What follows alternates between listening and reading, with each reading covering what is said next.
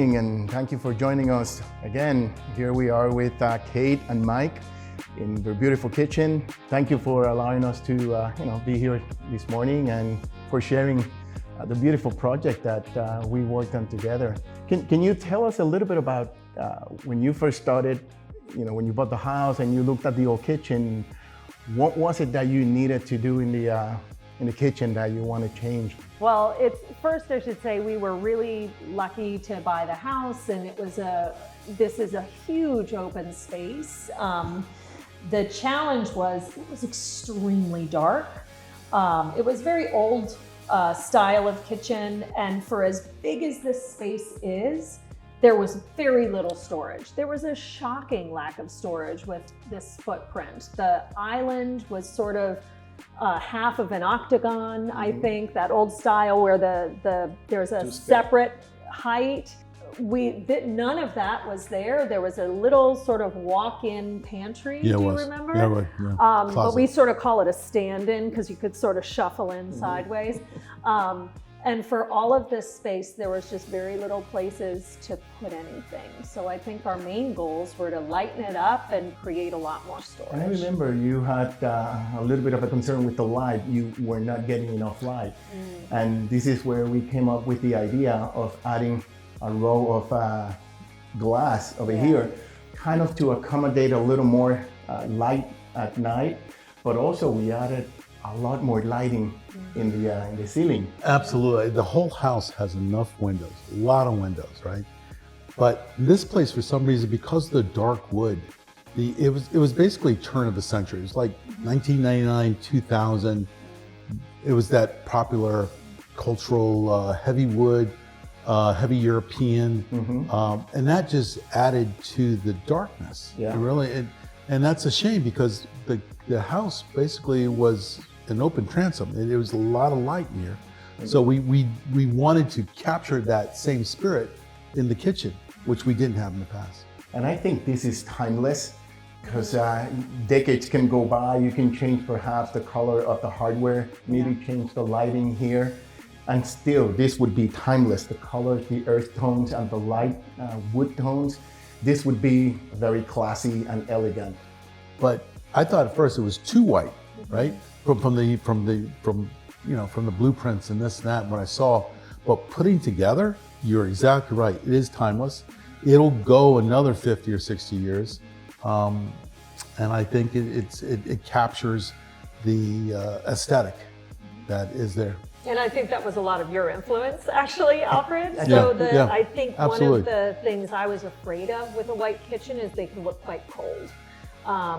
And the idea of bringing in I think you chose this color, which I absolutely love, the sort of more brown, so this kind of color. alleviated everything being too white. Yes. So we have a nice contrast, but it's soft, it's elegant. Yeah. And the gold, I personally love gold, but I liked the brushed gold features. It just keeps it quite warm. And I'm glad that you selected this because sometimes people, they're a little bit afraid of gold. Oh, it's going to be passé or going out of style, but I love it's it. not. I love it. And like I say, if you ever get tired of it, it's just a matter of changing the hardware. Yes. And then you can go brushed nickel or black or any other color. Yeah. But it was your expertise that basically allowed us to see, okay, this does punch.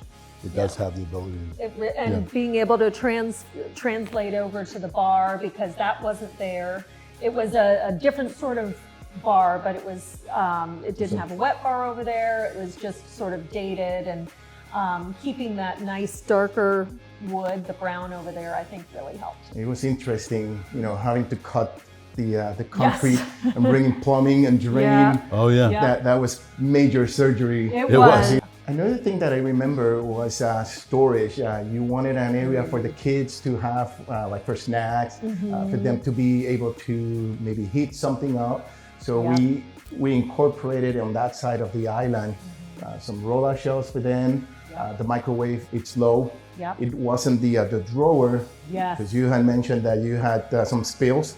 Everybody loves the drawer microwave. I am one of those rare people that does not like it. I was still at the stage where I was heating up cups of milk for my kids, and I'd had too many, the drawer still does the like Oh. shuffle stop, and I had too many milk spills. So I said, we're doing a regular microwave, and I've never looked back. And everything is working out Perfect. great. Yeah. Yeah. And the kids enjoy, being able to have access to Yeah. their snacks and things. Well, we enjoy it because they're not bugging us. Yeah, I think some of the details that we worked on about some of the smart shelves in there and getting our knives put away. So our knives are in drawers now. The spice rack, some of the I see. utensil There's racks. a lot of spices there now. There's a So, lot. Yep. yeah. So it's really made the kitchen very, it's obviously aesthetically pleasing. We love it, but it's also extremely usable. I'm User-friendly. an everyday cook, and it makes my life very easy. And I chalked that up to basically it was thought out. Yes. Every inch of this kitchen was thought out. And that's the key. With a good kitchen, good chef, somebody that actually very knows how to cook, but also know where the span of control. And my lovely coffee area, that there was some pains in putting the countertop behind there, but the countertop people did an amazing job because I was insistent I wanted some backsplash in there that matched the countertop. And we had And the I get KB. compliments on it all the time. We had the KB people Yeah. Yeah. do that, and they did an awesome job. This They was did. a master job putting the backsplash all the way up to the top. Yeah. We started off trying to figure out, okay, how are we going to cut this with the hood and where should it stop? And then we just sort of had a light bulb. What if we did it stop? What if we put it all the way up to the top? So I remember we talked about the different options. What should be noted, this could not have happened without the KB assistants. KB's allowed us to get our vision done, and they worked on it. Yeah. And made it happen. Backsplash for sure. Absolutely. I mean, this couldn't have happened without them. Absolutely. Yeah. It was the first time that I worked with the KB people, and I was so impressed. The fact that there was something going on with the two tones on the island countertop.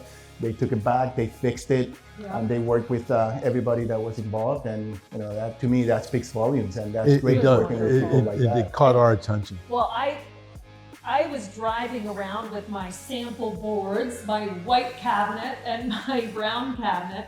I was just driving around to different locations because I had a vision of what I wanted, and this was it, but I couldn't find it. There's a lot of that gray out there and a lot of the sort of more of the Calcutta style look, and I didn't want that. And when you saw these, I just pulled in, I think it was number 9 on the list that day. I just pulled in and put my little boards up and said, that's it, that's what I want. I found it.